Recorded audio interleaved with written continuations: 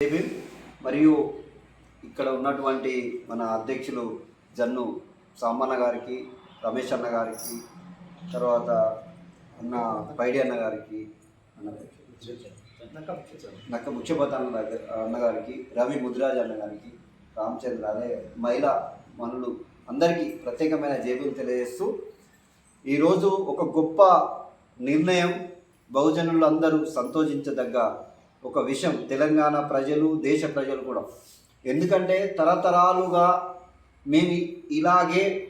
బతకాలి కావచ్చు అనుకొని అదే పేదరికంలో మగ్గుతూ ఎన్ని తరాలు రాజకీయ పార్టీలు మారినా కానీ జీవితాలు మారని బహుజనులందరూ రాజకీయానికి, ఆర్థికంగా, సామాజికంగా ప్రతి విషయాలలో వెనుకకు బడ్డోళ్ళం కాదు, వెనుకకు నెట్టివేయబడ్డ ఈ బహుజనుల పక్షాన ఈరోజు ఒక కొత్త నూతన ఎజెండా ఏర్పాటు చేయడం అనేది జరిగింది.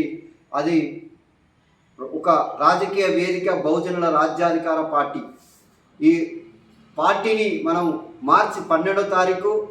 అందరి సంక్షేమ బహుజనుల, తెలంగాణలో ఉన్న బహుజనుల పక్షాన హైదరాబాద్ కేంద్రంగా మార్చి 12వ తారీఖు జరిగే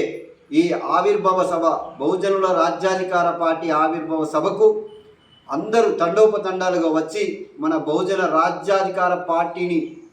ఆవిర్భవించుకొని ఆ తర్వాత రాజ్యాన్ని సాధించుకొని ప్రతి ఒక్కరం రాజులుగా బతికే, ఆత్మగౌరవంతో బతికే ప్రతి ఒక్క గుండె చప్పుడు, బహుజని యొక్క గుండె చప్పుడు లెక్క పనిచేసి మనం రాజ్యాన్ని సాధించుకోవాలని, ఆ రాజ్యంలో బహుజనులు అన్ని రకాలుగా అభివృద్ధి చెందాలనే ఉద్దేశంతో పెట్టిన ఈ సభను, ఈ పార్టీని, మన పార్టీని అభివృద్ధి చేసుకుంటూ ముందుకు సాగాలని తెలియజేస్తూ జై భీమ్, జై భారత్.